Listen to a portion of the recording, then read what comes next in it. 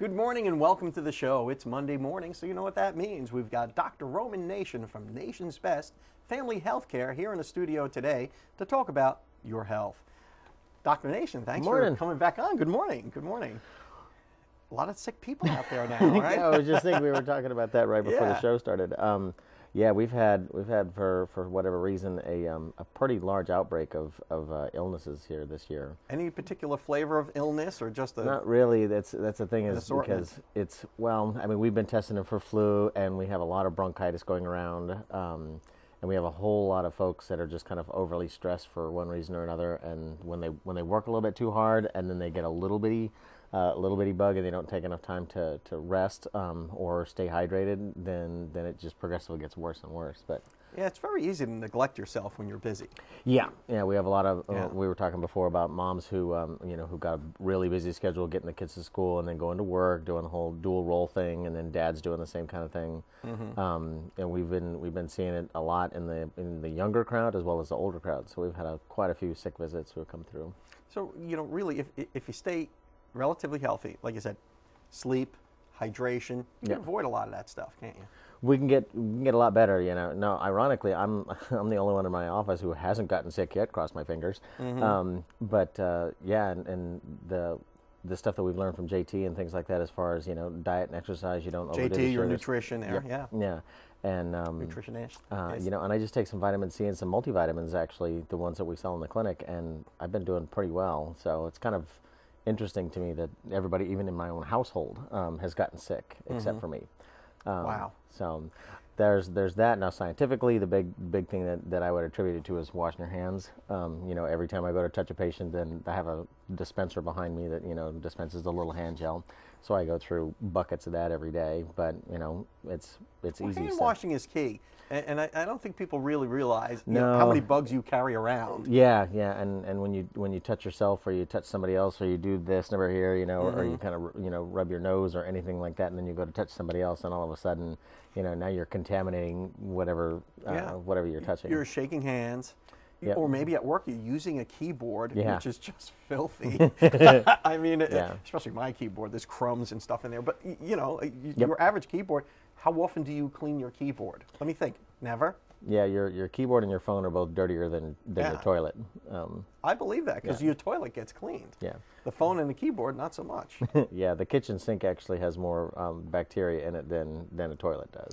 Well, unless you're washing that sink regularly and sanitizing it. And of course, if you're Karen and you prepare a chicken, it's like surgery. Yeah. Because she's like, it's everywhere. Oh yeah, she totally sanitizes everything. That's a salmonella sink. Don't go in there, she tells me. So salmonella sink, good. Well, there's a lot of stuff, and I haven't seen that much food poisoning here recently. But like I said, there's been a lot of sick contacts. We talked last week about the measles stuff too, and I haven't seen any outbreaks of measles because I don't have very many kids in my practice. We have a lot of adults coming in concerned about it because they'll have rashes that they think are measles or something else, and so we talk to them about those things. But, so wash your hands is real key. I tell them to wash your hands all the time. Wash your hands, stay hydrated. There's some modest data behind vitamin C and zinc and the B vitamins, the B complex vitamins, all the antioxidants, because that helps your immune system do its job. Zicam has made a huge market out of zinc by itself, which you get in most good vitamins. So any multivitamin will give you some zinc, right? Yeah, and a lot of it is you give it time. Now, when folks come to see us in the clinic, there's a little thing that I tell them that the shots that we have in clinic and the medicines that we use in clinic don't necessarily fix the illness itself. Okay, half of it does, the antibiotics do, but the other part, we use a short dose of steroids because that's the thing that gets depleted when you're sick. When you're overly stressed, what do people feel like? Is they're tired, they're run down, they can't sleep, and they ache all over. We've got to run off to the local weather, but I want to talk more about what people can do to prevent sickness. Before they have to go see you. That would be good. Not that that's a bad thing, but you may catch something. Anyway, we'll be right back after you're Waking Up with Don weather. Welcome back to the show. I'm here with Dr. Roman Nation from Nation's Best Family Healthcare in Lynn Haven and now Panama City Beach. Dr. Nation, what can we do to keep from getting the crud. I mean, it seems like everybody's getting sick. It does. Yeah. Locally, for at some least. reason this season, yeah, it seems like it's been worse. There's been reports about the CDC's flu vaccination this year not being as effective. I've seen mixed reports on that. They haven't come up with a new one, and then the CDC changes their recommendations all the time. But the basic part of it is things that we've talked about as far as making sure you stay hydrated. And what most people don't do is they don't get enough liquid in their bodies. If your immune system's going to work, it's got to have enough water to work. By the way, Coke is not a liquid. Coffee's not a liquid, right? Coffee's not too bad. Soda's not a liquid, or pop, whatever you call it. Soda definitely doesn't really count. But the water content, most people need about 3 quarts of water a day. Now, That's a lot of water to pack down. Yep, and most people get in about 1 to 2 at the most. Yeah. And that puts you open to a whole lot of sickness, because if your immune system is going to flush the byproducts of whatever it's fighting off, it's got to have water to do it. Everything has to circulate just like in a river. So if you don't have enough water, it's going to settle back down and stick somewhere else, and then cause problems elsewhere. So. And what about sleep? And when it comes to stress, and it's kind of like a cycle. It's like a vicious cycle where you're stressed out, you can't sleep, and you're stressed because you can't sleep. Yeah. And there's a whole lot of research about sleep deprivation and causing early illnesses, or basically making people more prone to getting sick. And there's a lot of stuff to pay attention to in terms of your body clock. Most people need between at least 6 to 8 hours of sleep. Children need between 8 to 12 hours of sleep a day. Most of the time, between 9 and 10 is what children need. So if your kids are going to bed, then they'll be better off. But a lot of times, if mom and dad are starting to get sick, then they need to go to bed at the same time. So that they can catch up. Sleep deprivation is like a bank account. So if you're sleep deprived one day and you don't pay it back the next day, then you're further sleep deprived. So you could actually catch up on sleep. Yeah. Well, and there's no way of like waiting it out, because if you just stay sleep deprived and you don't ever catch up, then you put your body in this constant state of stress. But like a bank account or a savings plan, it's better that you make regular deposits. Deposits in your sleep account. Which I like to do. I got to have 8 hours, or else I'm really no good. Yeah. I mean, some people need less, some people need more. Yep. But you've got to get that. Now, what about the weather? I mean, it's been kind of cold lately, so weather has actually very, very little to do with it. Yeah. Now there's a lot of stuff. It's cold out. You'll catch a cold. Yeah, that's actually there's no real science behind that. That was stuff I remember when my dad was telling me when we were a kid. Don't go out because you got a wet head, you'll catch a cold. Oh, Like a lot of old wives' tales. Yeah. Silk scarf will keep you from getting a sore throat. Yeah, all that stuff. Exactly. Nope, none of that has any real science behind it. But the pollen count is another big thing. So for folks who have allergies, we have a lot of folks who come in and they start with allergy symptoms, and then it progresses to a full-blown bronchitis. So you start out with an irritation from an allergy, and you turn into a sickness after that because you're compromised from that. And, exactly. Dr. Roman Nation, it's so tough staying healthy sometimes. But it's not that hard if you just take basic the time to pay care. attention to it, yes. Thanks again for coming on the show, and we'll see you next week. Yes, sir. And we'll be right back. Welcome back to the show. I'm here with Dr. Aaron Shores from Spine and Neuropain Specialists here in Panama City and up in Chipley. Dr. Shores, I understand that there is a new mandate that's kind of a technology-based mandate for patients to use some sort of patient portal. And if they don't use the portal, the doctors are penalized by not getting a full reimbursement. Am I characterizing that properly? Well, the Centers for Medicare and Medicaid Services over the last several years have launched an objective to try to help convert the old-time paper charts into electronic medical record. Which I think a lot of people think is a good idea. Correct. Yeah, there's certainly a lot of advantages for doing that, with ease of communication between physicians and other things for transmitting documents. Just anecdotally, I remember as a young guy in the Air Force, before computers were invented, whenever you went from one duty station to another, you hand carried your medical records with you. Correct. You reported to the clinic, you handed them in, and that was it, and you carried them around. In the civilian world, I don't think people are that disciplined. No, that's true. They're not. And there are certainly a lot of advantages to going to electronic medical record. But like with any change, of any big change, there are some inconveniences and frustrations that go along with that. So many of the physicians are trying to implement that, both not only in their offices, but as well as many of the surgery centers and other facilities that someone may have a procedure at. So one of the things that we're having to educate our patients about, and most physicians and medical facilities are having to do the same, is that that some patients now are going to be asked, or most patients now are going to start being asked to register for their procedure or register for their new appointment, or maybe address questions regarding medications and those things through the facility's electronic medical record or through their what we call their portal. So rather than calling and making an appointment, they got to go clickety-click and do it that way? Correct. And that has, you know, some pros and cons with it too. I always worry in our office, for example, that it kind of makes it feel a little bit like the airlines. You feel like you're a number, not an important person to the practice. But these are mandates that are now being set forward by, you know, our government and the Centers for Medicare and Medicaid Services. So, you know, we've just been trying to educate our patients, and some patients have been very receptive to it with technology. But then there are those folks that you know, that don't have internet or aren't good at the computer that find it frustrating. And it's funny you say that you know, oh, they may not have, who doesn't have internet? A lot of people don't have internet in rural areas. That is true. Yeah, there are quite a few folks still in the area that don't have internet access, and those patients can still, you know, call the office. It's not that those patients are cut out of their care, but I think a lot of patients, with all the changes going on in the healthcare system over the last several years, you know, patients are also going to be asked to participate in some of this, which again, some are receptive to, and some find it inconvenient. And yeah, I would imagine for elderly people, which I would imagine make up a good portion of your practice, there might be some resistance to having to go online.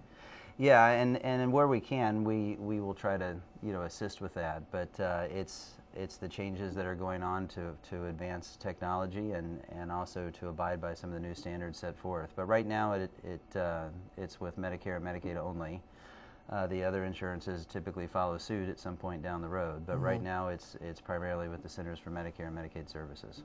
So what would your advice be to patients, just to kind of stay abreast of all this stuff? And I guess you're educating your patients too on this. Yeah, we're starting to educate our patients on that.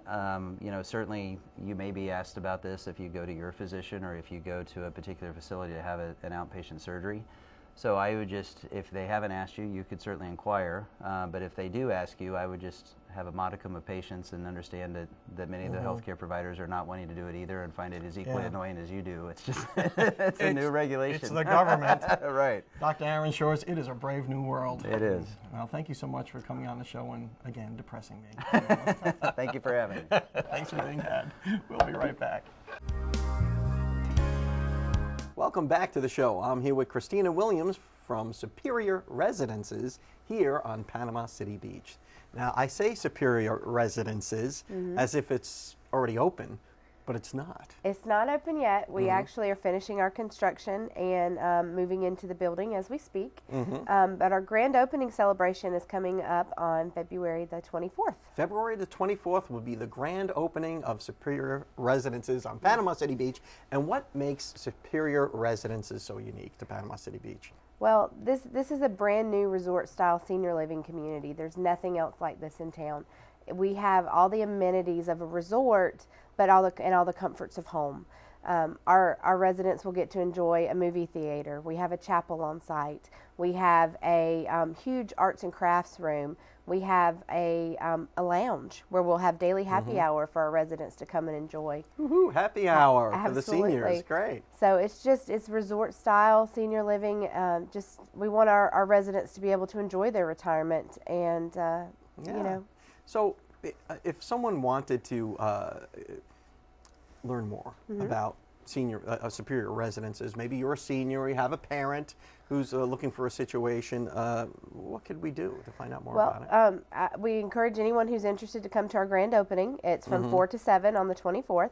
Or if you'd like to come out before, we are scheduling tours. They can just call our office and schedule a time, and we'll be glad to explain our services and give them a tour of the property. And where exactly are you located? We are at 95 Grand Heron Drive off of Richard Jackson at the entrance to the Glades, right behind the Comfort Suites. Okay, this Comfort Suites Hotel. Yes. There, which is kind of a good location for a senior community, because if people from out of town want to come and visit their senior, they have a hotel you got a on place property. to stay right next door. Absolutely. Which is really awesome. It is. So what could we expect to see at this grand opening?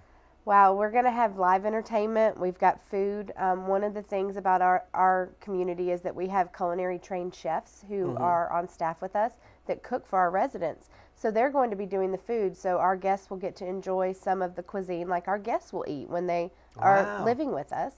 We have door prizes. We're going to have some big door prizes, as well as just tours of the building and things to see so that you can really kind of get a grasp for what we have to offer. Oh, that's so great. So on the grand opening on the 24th, we show up there, we get to sample the food. Yes. You know, you get to see the place and sample the food that your seniors will be eating when you get there. And it's a culinary trained chef, so sounds like it's going to be some pretty good chow going on there at Superior Residences. It's going to be very good. Is there anything else that we need to know? Can we go to your website and maybe learn more about Superior Residences? Yes, sir. Our website is superioralf.com, and you can go there and find out more information about us.